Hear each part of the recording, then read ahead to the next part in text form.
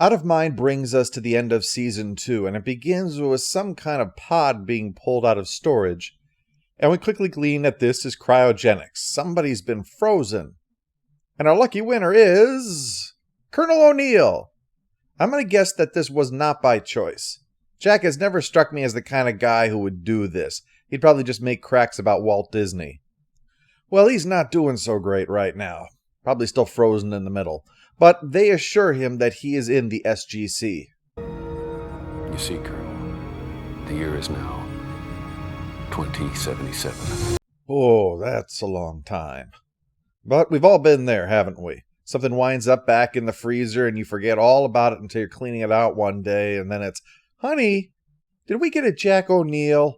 I know we got the venison when you were trying that paleo diet, but I don't remember getting one of these. Should we thaw him out now, or what? After the titles, they've hooked him up to some tubes while they explain that they didn't freeze him, somebody else did, and then sent him back through the gate. Hammond and Dr. Fraser weren't sure they could get him out without killing him, so they stuck him in a closet or something to wait for the technology to be ready to finally thaw him out. Now he's here, and not doing so hot.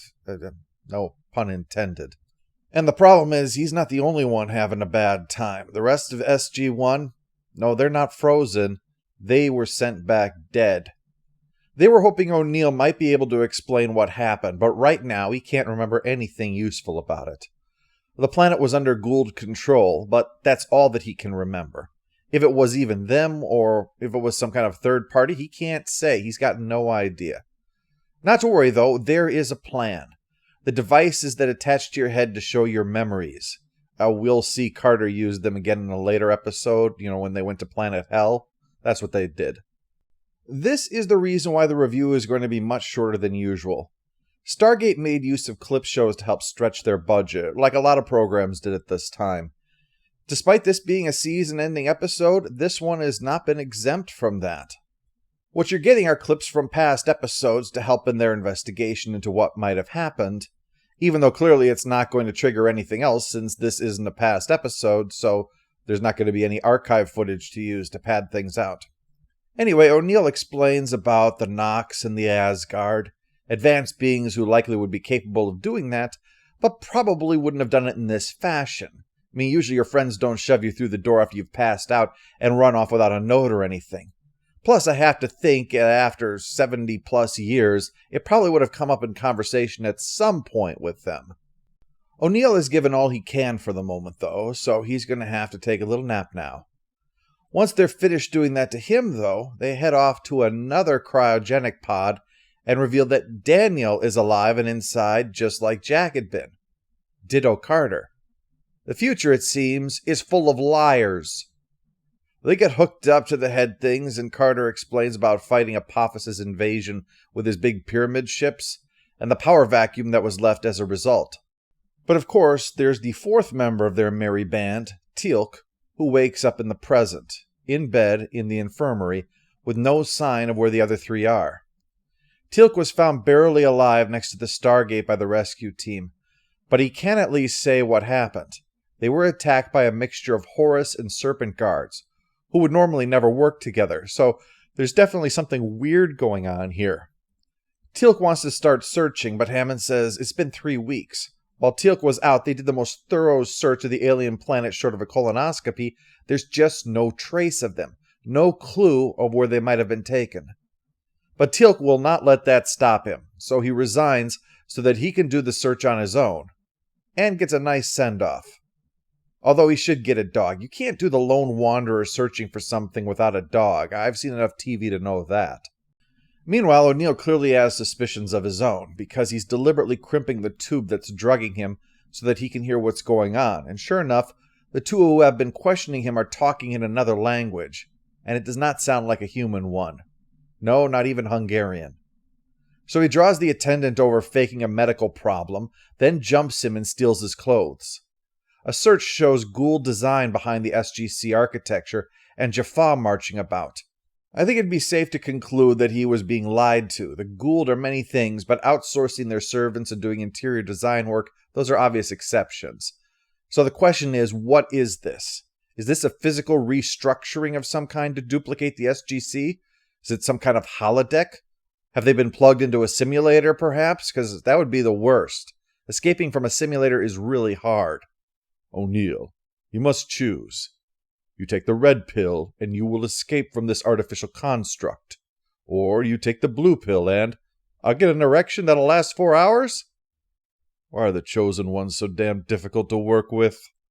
Jack finds a second SGC, and of course, collect them all. Sure enough, it leads to one of the others, Carter, and after knocking out the guard, he wakes her up. She has a clip play. O'Neill had one earlier. It lets them throw in basically little nuggets of whatever is required to have no context to just kind of fill out the runtime. It's actually a pretty clever idea, despite the way it might sound like I'm being sarcastic here. It turns it into more than an excuse, but an ongoing issue for them of accidentally activating the devices by thinking about the wrong things.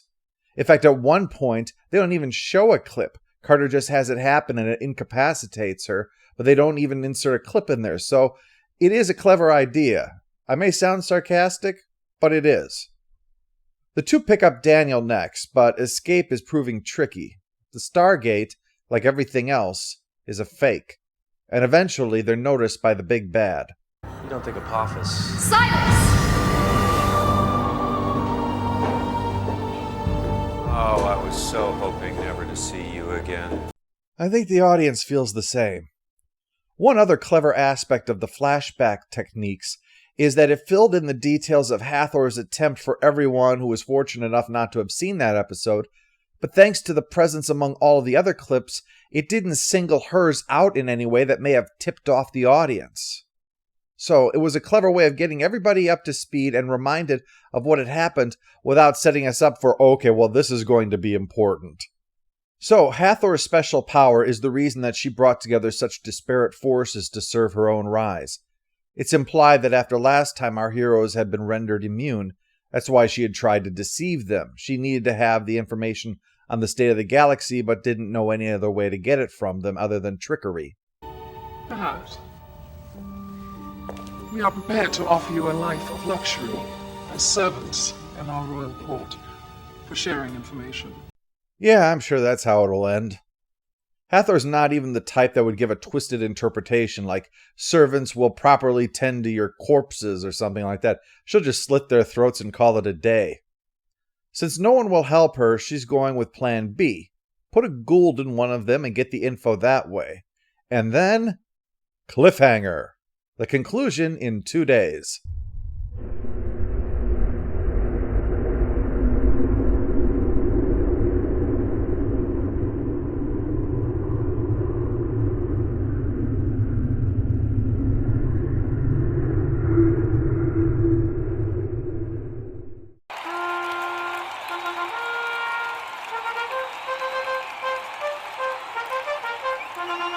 All hail the Overlord! All hail the Overlord!